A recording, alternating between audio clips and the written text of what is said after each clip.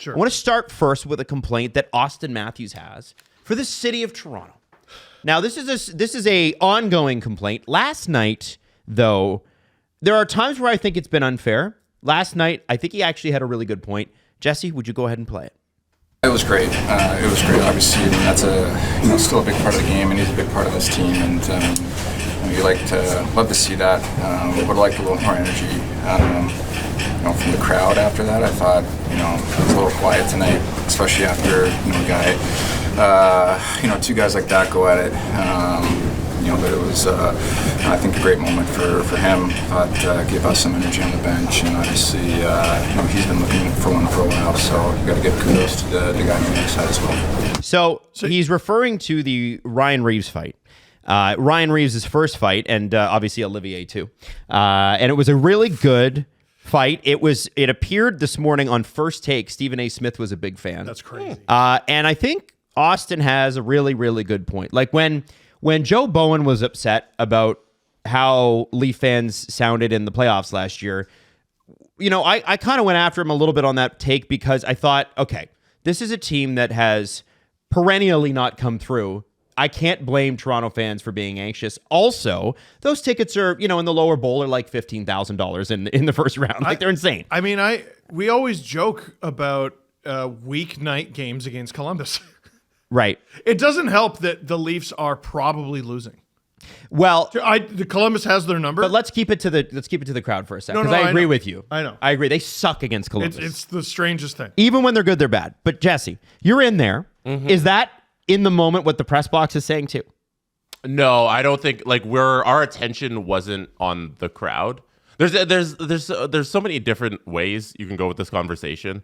Because you start off with, if we want to start from the end of Auston saying that in the scrum, it came as a surprise to all of us there. I'm standing off to the right on the screen there. I'm standing there recording the audio, and that's fun stuff. And nobody expected it because you lost 5-1. It's odd for Auston to speak out on such a pointed issue about the fans in the crowd. So that was odd because we afterwards were all like, okay, tomorrow on 10:50 and 5:90 in the morning, it's going to be Crowdgate. We have the story for the next morning. This is what's going to blow up, and you see overnight on Twitter, it's all anybody's talking about. The second he walked away, did you guys do all the journalists looking at each other thing? So we waited. Oh, okay. Interesting. Morgan came out right after, and then we got McCabe and Hildeby and all the guys, and then Berube did that. And then after Berube speaking, they were all done. We were like, that's really odd for Auston to just go there. So then you start thinking okay, why did he do that? And you kind of be like, okay, Reaves didn't speak.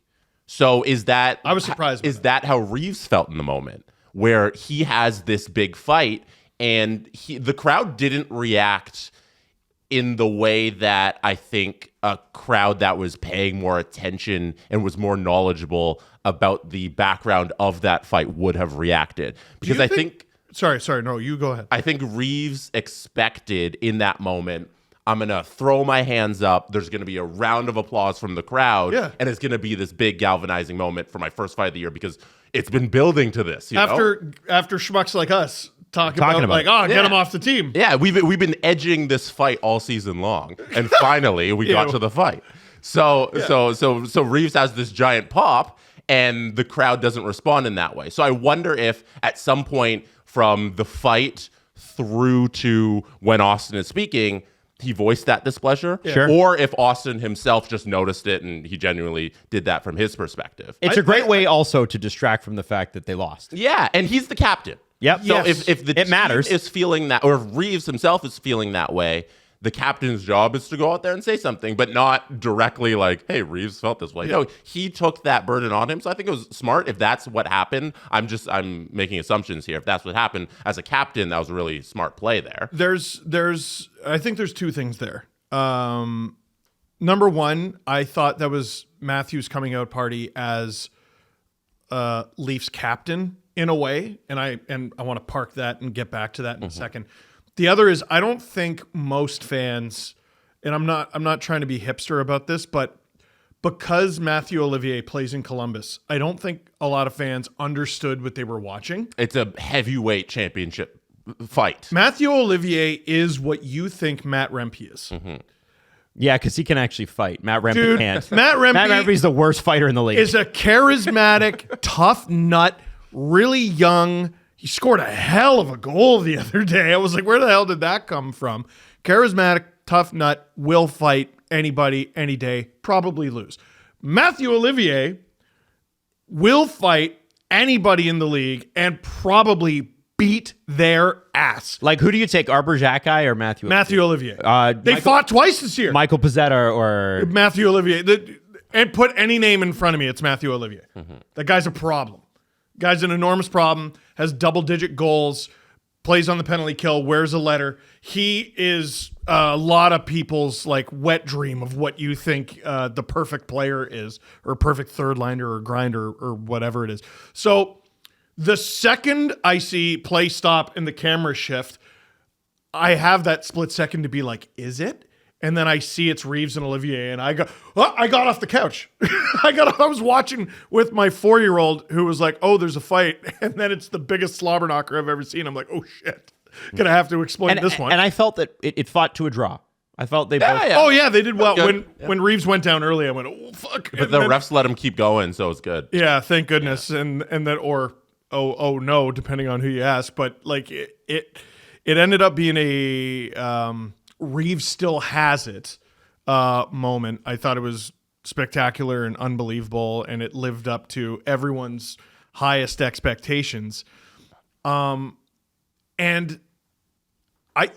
the reaction, like, dude, that's got to be a Metallica concert in there after that. Yeah. That is sheriff versus sheriff. That is the toughest guy in the NHL, probably on and off for the last decade, fighting the new toughest guy in the NHL. The next decade. So you have the next decade. You have the Matthew side of it with that, and then that's like, okay, so we go to why wasn't there that pop, and then we go back to the same issues that Scotiabank Arena has faced forever and will face forever, and it's the ticket prices, and the fans who want to be there are up in the 300s or at home watching it on TV, and like the fans who want to be there are once every 3 years. Exactly, and like Maple Leaf Square doesn't look anything like the inside of that building. No, the people who watch it for free in the cold when it's still cold in April and we're in the playoffs, like those people can't get in.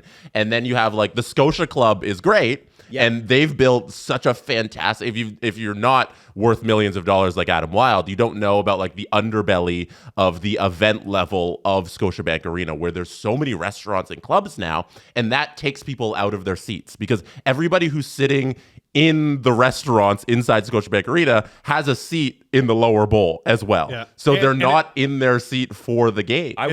Stuff like that pays Auston Matthews' salary. Exactly. Which is and it's valid. So there's so much conversation out of this. That's why I was like, this is the news cycle for the next 24 hours, because you can talk about this in so many different ways. And instead, we haven't even mentioned Dennis Hildeby's name. Yeah, right. we'll get there. We'll get there. But go ahead. Anecdotally, I've had the opportunity to both work for MLSE and own it and own it. Own a piece of it. Me and Ed. No. Work for it. When I remember I used to do I did some Leafs TV stuff, right? Adam, how could I forget? And Steve, you did Leafs TV stuff. So I did. About a half decade apart. Adam and I have both collected MLSE checks. That's right. Sparingly, because they didn't pay well. Well, they don't pay well. They don't because like any sports organization, they're like, everybody wants to work here, and it's a great stepping stone. Unless you're at the executive level, and I think they do okay. I had a check bounce. We've talked about that. Yeah, we have. But amazing people like work there, like really talented. Yes, I loved working at Leafs TV. It was so much fun. But the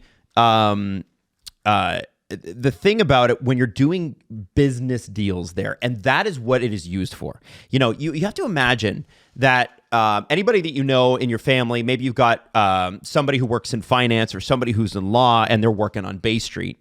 Those are the people that buy those tickets, that buy those suites. And Jesse makes a good point. There's not just box seats around the thing. There's suites underneath the platinum section, and lots of them.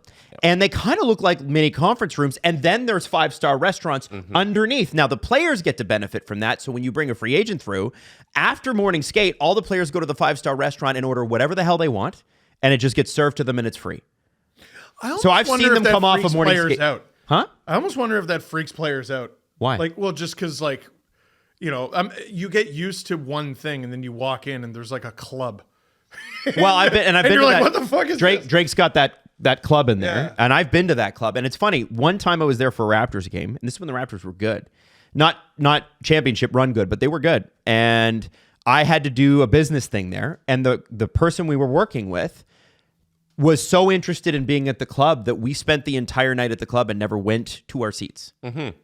That's like, it's not a majority, but there are a significant amount of people who go to games and don't go to their seat. That's right. Or they'll show up, like you'll see it, like you can, because where I'm sitting, I can see the whole bowl, and where I'm sitting, you can see things fill in come like midway through the third. Right. You know, like Right. there'll be seats that are empty all game, but they're in the building. They're just not at their seats. And then eventually, when the game's tight, it's 1-1 in the third, you'll see somebody get in their seat. And if you know, you go to games all the time, this is part of the reason why I like Leaf games being a treat.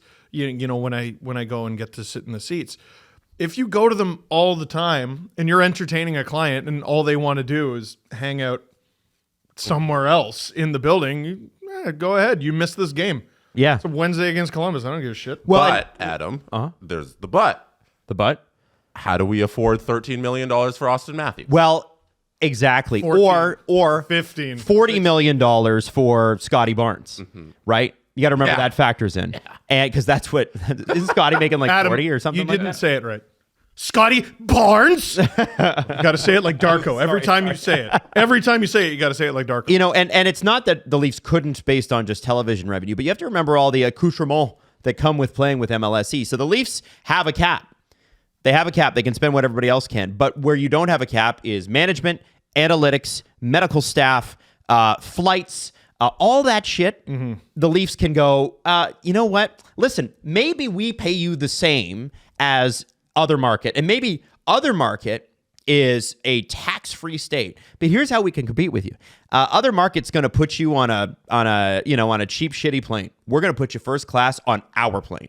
You know, like we have a couple of those. We have, you know, and also the executives have their own private plane. That's how flew they on it. flew Mike Babcock. Yeah, we flew in it. Well, that was different. That's the team plane. You're talking about the executive plane that's smaller and more Learjet. that one. Yeah, and so. Oh, they have more than one plane. Got But it. I've always thought, and I think they've tried this a little with the next gen game, that there is a way to do this to change things up. The first thing is the next time they go and build an arena, why do we cap our arenas at 18,000? Because most markets, that's all that they can accommodate. In Toronto, if you went to 22, you'd sell out every game still. They'd make more money, and you probably you add have to another charge ring a little less. You add another Or fan keep it ring, flat. and maybe it's far away. But I think you bring more fans in the building. The other thing that TFC does, and I understand that's not a premium ticket in the same way. I get it. TFC has their fan supporter section. It's behind home goal, right? Those guys pay it's not an expensive ticket. They all have season seats, but it's not in the same way. The TFC, MLSE was really smart. Early on, they cut a deal with these guys and they said, listen, you come in, you behave, we'll let you shoot your flares off, you bring your drums, you tailgate in the parking lot, you do all the things, you create the environment, we'll give you the discount to do it. They know the capos of all the heads of those, because they literally call them capos. They know the capos of all the heads of those groups. If anybody gets out of line, they go to the capo and go, what happened here? Not going to happen again. Otherwise, we're banning you. Yeah. That's how they keep control of it. Yeah. But that brings the environment. And if you took one section or two and you put them together in that lower bowl and you did the same thing, my bet is you make pretty much the same amount of money, but the noise goes up huge. And there has to be a desire from the business side of the business, good luck, to do that. But I think you can do it. I think you can absolutely do it. It's interesting that we're like, could Toronto support a second NHL team? Now Brian Burke has been adamant that no, you can't. I think he's wrong. I think he's wrong too. Well, you know, I don't know. I don't think know you what could his just- biases there are. I think you or could just what. make the arena bigger. But could they or couldn't they? Well, yeah, but would it even do well? But I think we're all in agreement that 22,000 could easily be supported. Yes, Easily absolutely. be supported.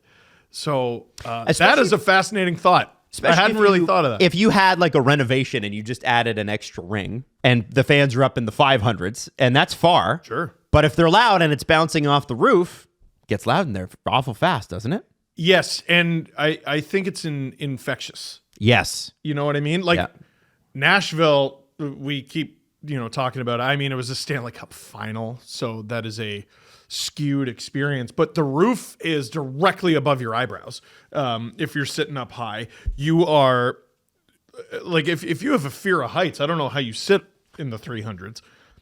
You pay more money, I think, is what you do. Yeah, You pay for your fear of heights. Yeah, honestly. And don't go up Hi, there. do you want to feel like you're going to die the whole game, or That's how it feels sitting in the 500s at the Jays. And people will be like, oh, it can never work for the Leafs. Who's more popular, the Leafs or the Jays?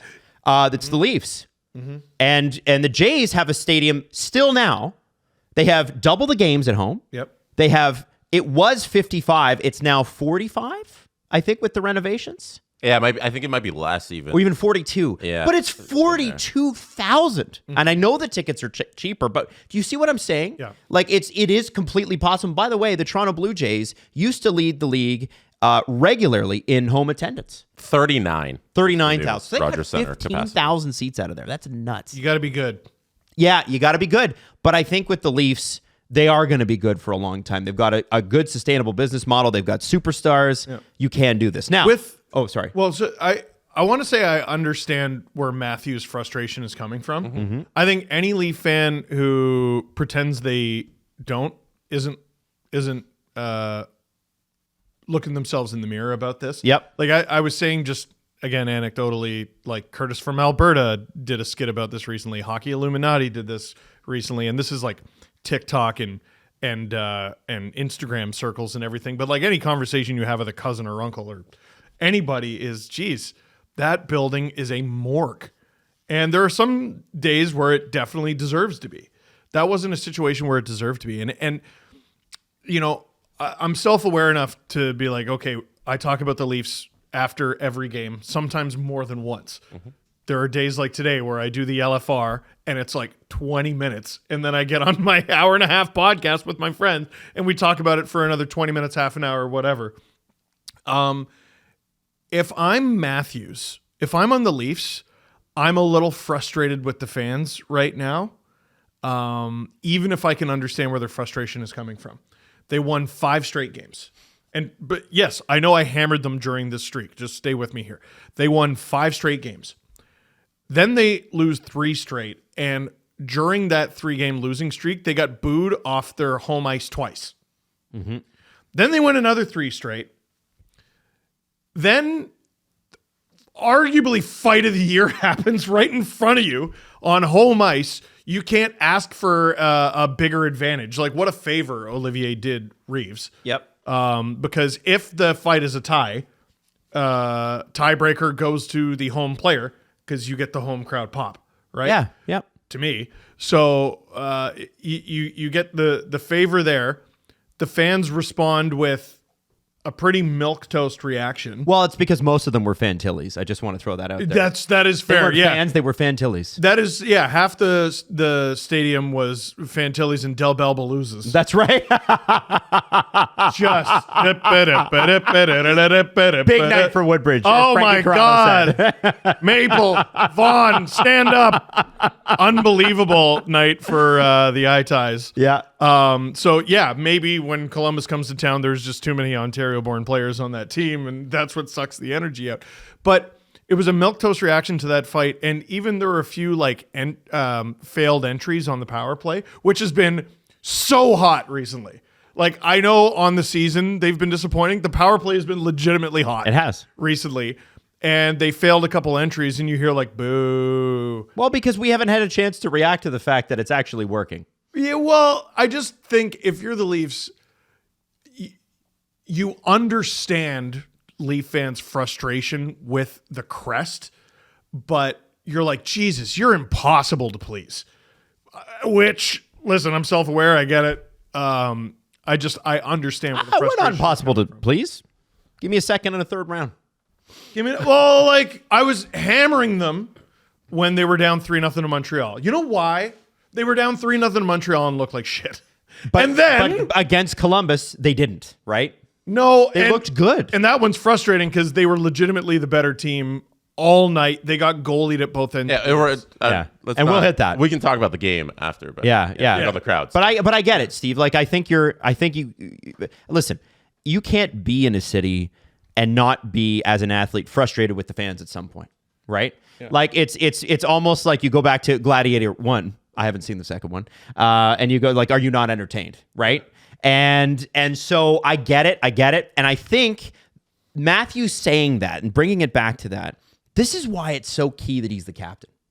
Because if he says that and he's not, there's just a little less punch to it. Yeah. But this is his team. And Tavares would never say something like that. It's not in his personality. That's not a criticism. That's just not John. And I think Matthews saying that, I think you made a great point when you said, I think it's partially his coming out party as captain. This is him. He hasn't had a defining moment as captain. And if this continues, and he says it again, I think you're going to see fans react in a positive way. Meaning, like, I think he should lean on us a little bit and go, hey, come on, guys. Yeah.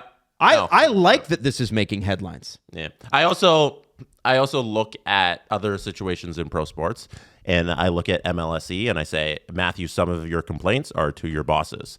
Because if you want it to be that way, you can create that atmosphere. And it was put into concept by Steve Ballmer, who owns the Los Angeles Clippers. He was a tenant in the Staples Center, Crypto.com Arena, whatever they're calling it now, Staples Center in Los Angeles with the Lakers. And he wanted to build his own arena, so he bought one. He bought the building next door to it because he wasn't allowed to build there. And they said, no, the building, you can't build here because there's an arena already there. So he bought that one and then built his own arena next to it. And it's the Intuit Dome, and this is its first year.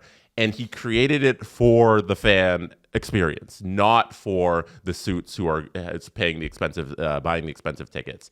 He made it so everybody's in their seat all the time. The idea behind the entire concourse is that you're in and out and you're back in your seat. So everything, and the bathrooms too, right? Everything is cashless. There's too many bathrooms in the sense that you can always find a bathroom, and there's no lines in any bathroom. And people have said, like, because it's been this entire season, Adam, it's worked out. Like, nobody's ever in the concourse area because that's not how he wanted it. They built the stadium on top of itself, so everything is on top of the court and all of the noise is funneled down. And the supporter section that you talked about that TFC has, they have one. They have one in the Intuit Dome for the Clippers fans who are the hardcore. They gauge them by like sound. You know, there's sound meters in front of them judging how much decibels they have every single game. So he built a stadium for fans, and it's worked out so that they have the best atmosphere in the NBA. And to that point, Jesse, that's such a great point, because I was thinking of the same thing, and I didn't know it in that level, but I did watch his 60 Minutes interview, which was spectacular.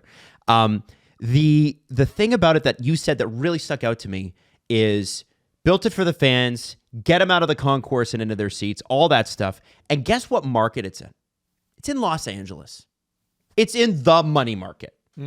Like LA, New York, Miami, those are the money markets. You could say Chicago too. A little bit of a show-off market. Well, you know what? I want you to would bring be my the food and drink to my seat. Yes, and the argument in Toronto would be, well, I mean, this is Toronto. Yeah. This isn't the real NHL. This is Toronto.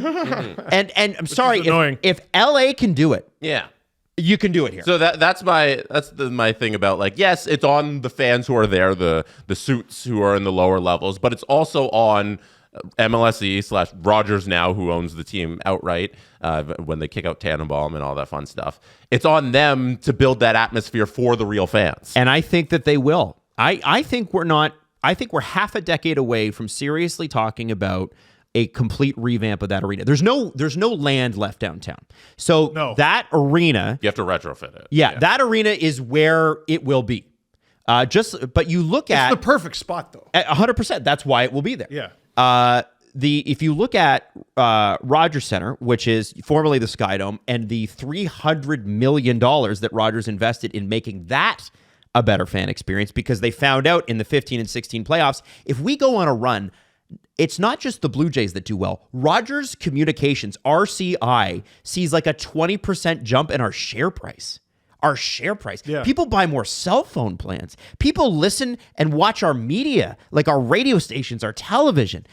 It even more. Like that is the kind of thing. That's a reason that there's a business case for that, is because they've seen it already, right? They saw it happen with the old. So even though the team was garbage last year, and depending upon whether Pete Alonso and Max Scherzer sign, we're not sure about this year. Once this complete takeover from Larry Tannenbaum happens, and we suspect it'll happen in 2026 when Larry's shares are up, Rogers going to buy that. They'll own 95% of the team, and then Omer's will own 5%.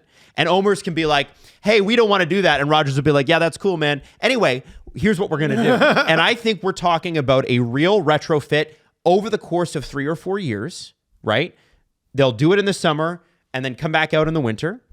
And then they'll move all the concerts over to Rogers Center and the outdoor one, Budweiser stage. Yep. And in that time, they'll start to retrofit that arena, because I think part of the problem, guys, is we have an arena that was built for basketball, retrofitted for hockey, and is now 30 years old, 25 years old. 1999. And as funny as it is, like, in our grandparents' generation, it's like, well, the Montreal Forum was around for 70 years. Maple Leaf Gardens was 70 years. No, an arena should last about 30. And then you're outdated. Build a new one, yeah. So I Get a think bunch of taxpayer money. You're damn right. These fucking billions. I can't wait to pay for it. And I'm sure we'll get free tickets too.